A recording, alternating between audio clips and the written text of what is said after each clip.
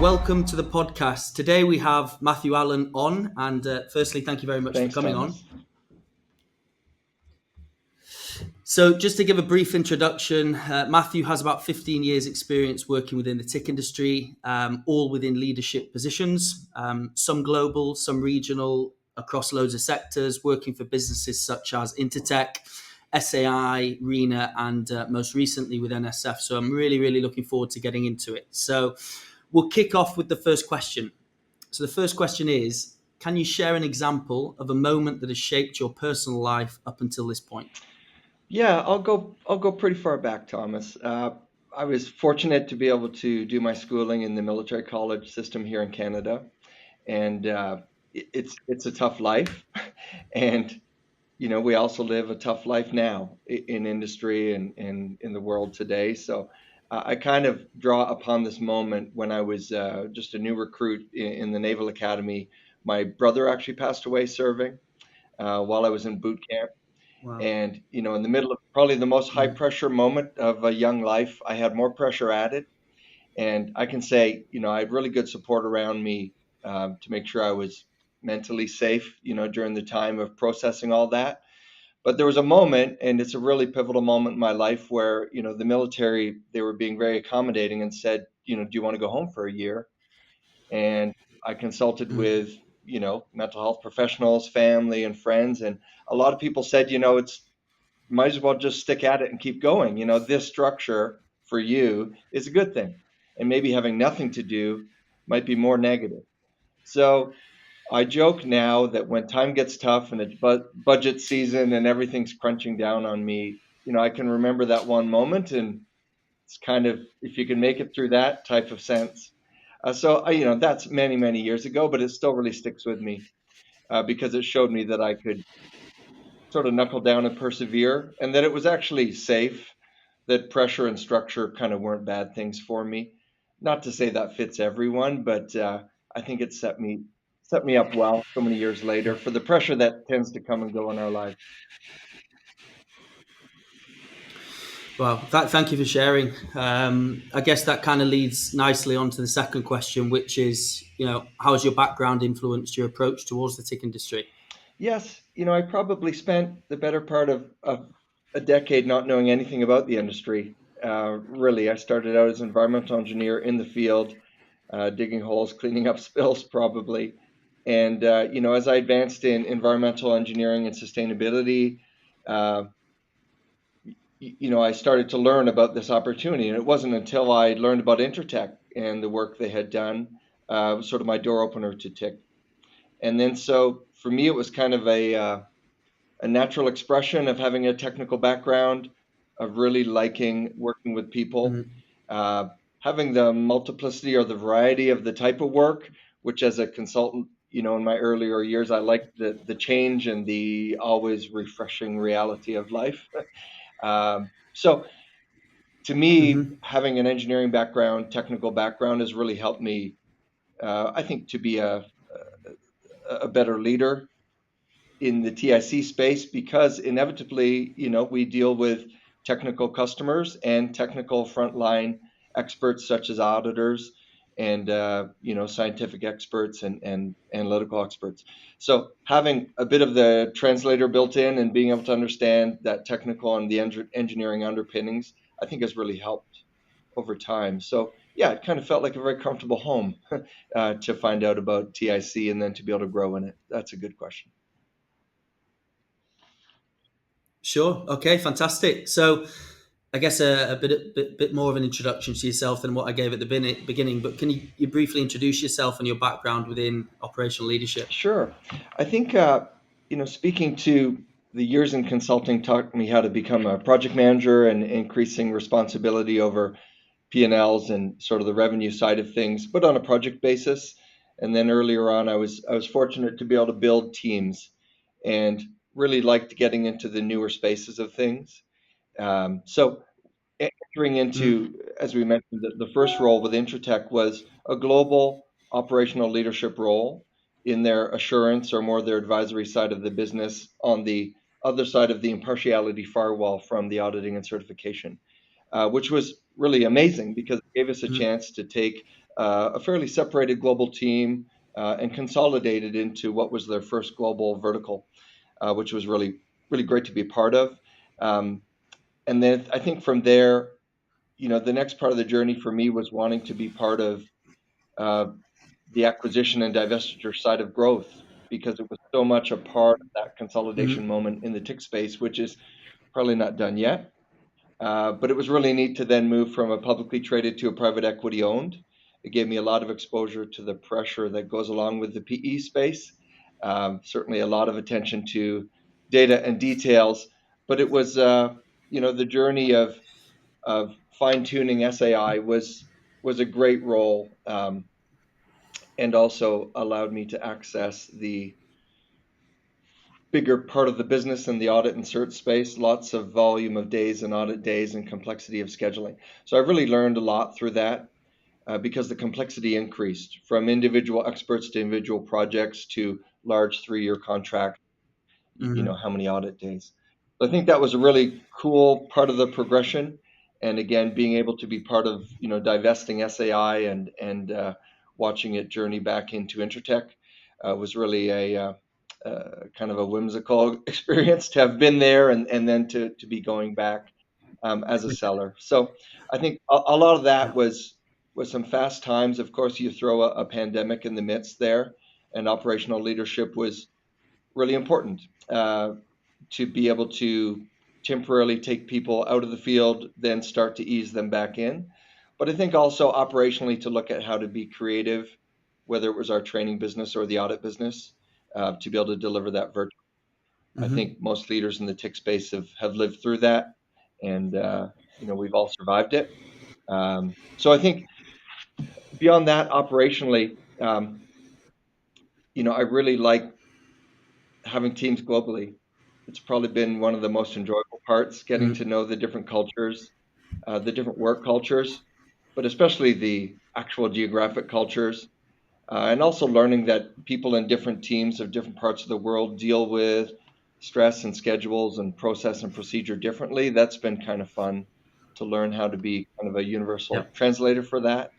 Um, and it does build the diversity of the team, and certainly now being able to offer a global delivery is really what a lot of clients value too. So you don't get there without having global teams. Yeah. Very good.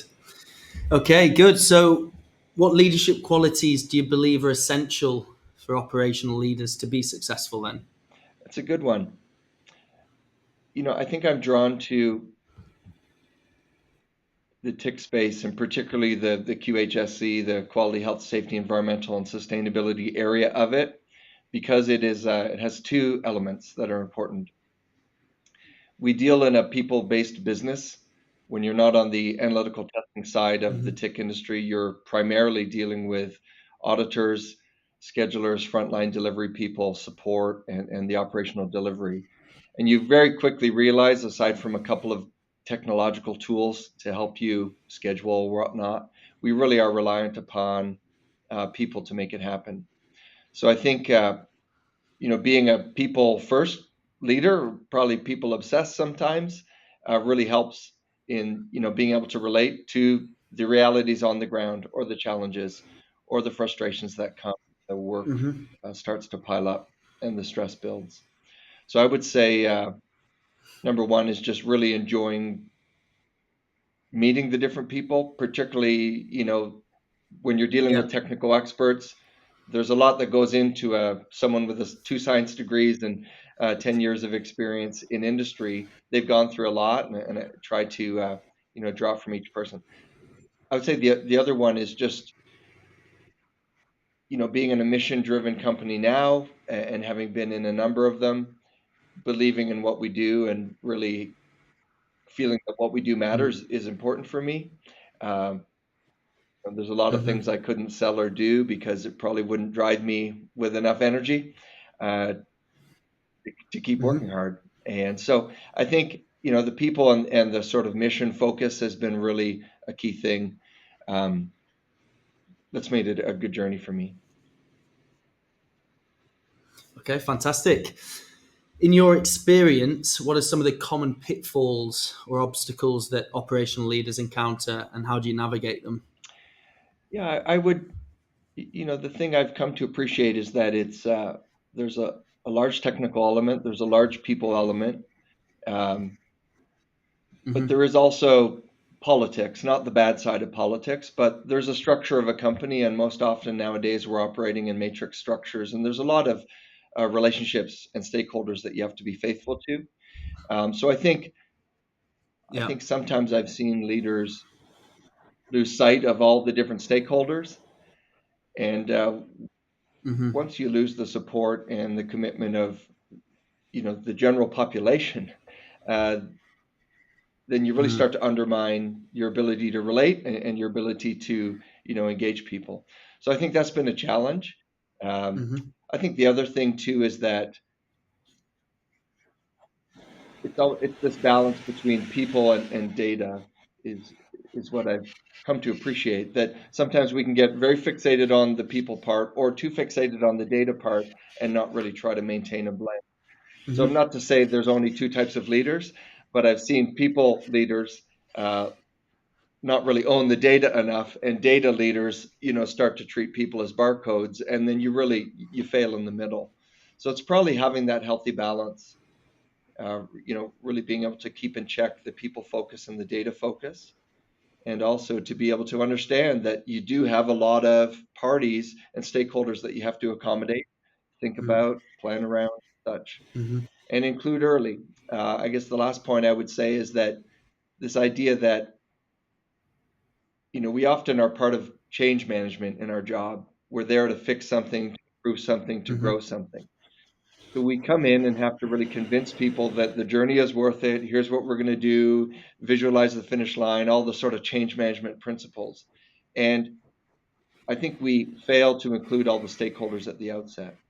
And then so you get to the end and you haven't sort of informed or integrated the people's views or inputs. You get to the end, and all of a sudden, you've got that one group of people in the town hall that just will not accept it, because they don't feel like it was inclusive. And inclusion is a modern concept that we start to understand a lot better, but it's a very old-fashioned one when it comes to improving things. That change management journey. So I think those are a couple of pitfalls I've seen. I'm certainly guilty of a lot of them myself, and try to remind myself of them as I go through. Very good. Thank you so much. Moving on to the industry then. So, what role does sustainability and environmental considerations play within the TIC industry, and how are companies incorporating these factors into their operations? Great. It's a great question, and it's a contemporary question.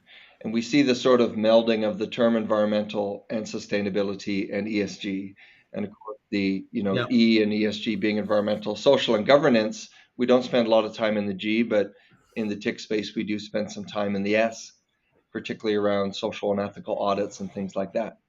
So, ironically, the TIC industry was always very active and probably did a disproportionate amount of work in the sustainability space, whether it's ISO 40,000, Mm. 45,001, environmental or health and safety, greenhouse gas emissions and things like that. So we were great gatherers of data and very technically grounded, and these new concepts were easy for us to adopt. Um, and then I think when you get into the modern era of sustainability, I think we're starting to include more things in sustainability. You could easily look at information Mm. security or cybersecurity as an element of a sustainable business risk management approach. So I think the envelope can be wide, Hmm. and I think there's probably it's up to us in the industry to speak more loudly about what we've always done, and that we are a really good asset in the way going forward because we have systems to assess supply chains, to gather data, to compile it in a uniform way that's reliable, that's verifiable, that's repeatable, and also that is, what we're good at doing it is in a way that's free of conflict.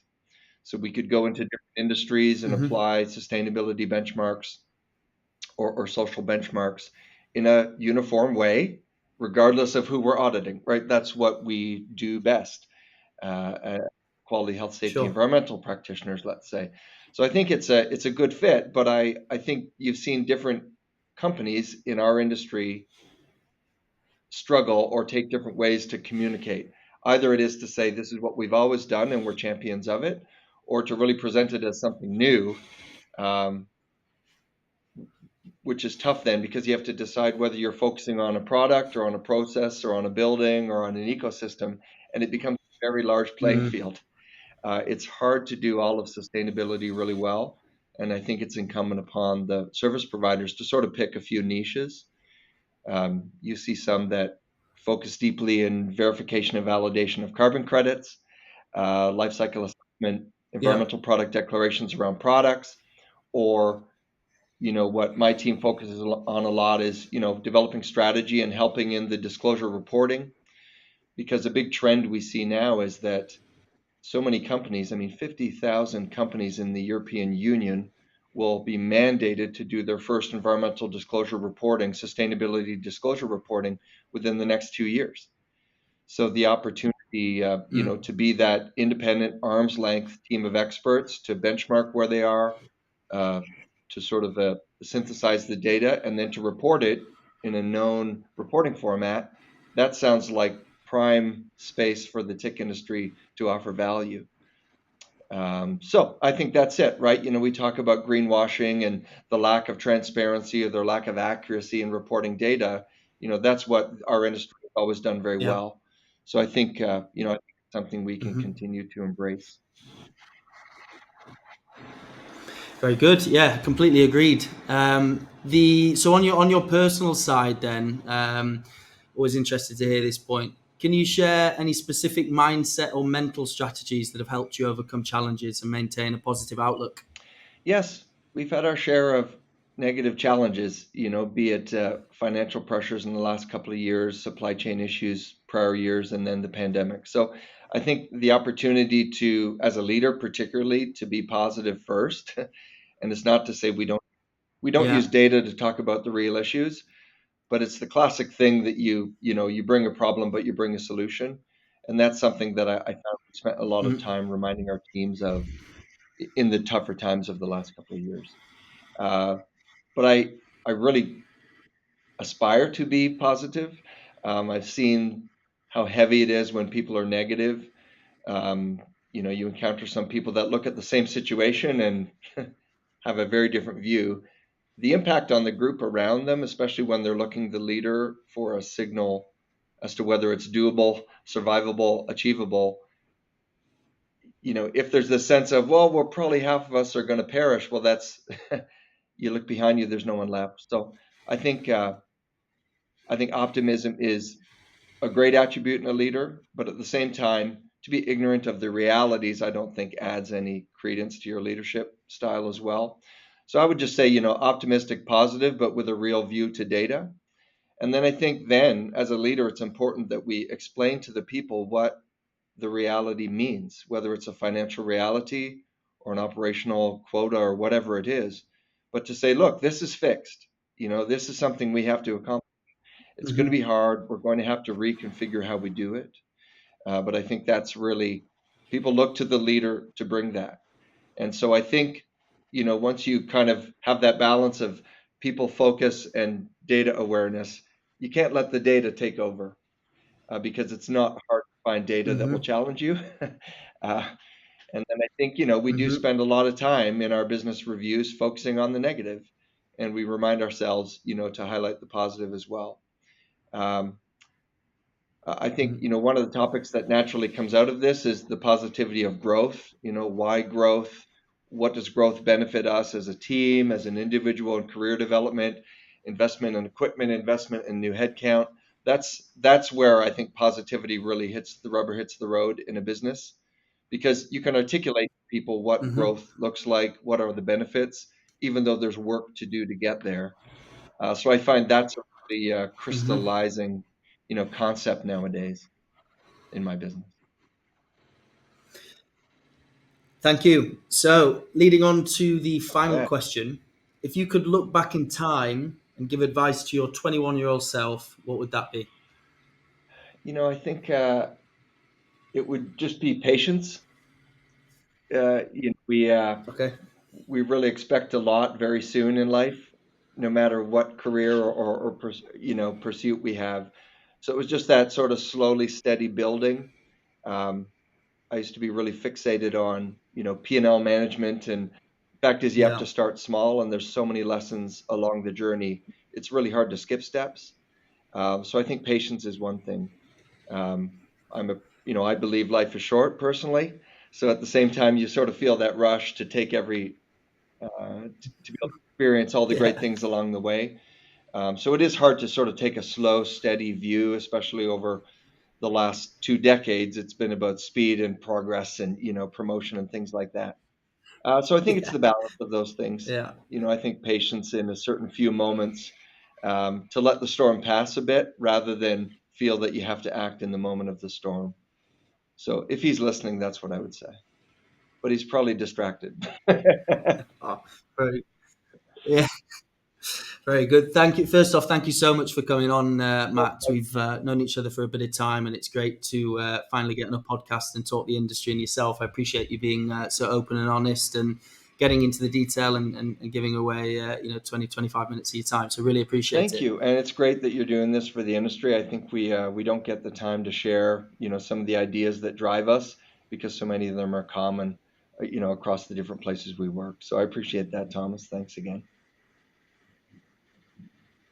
No worries. And yeah, hopefully see you again. So for today, that will be all. And again, thank you very much. Thanks. Great. Bye bye.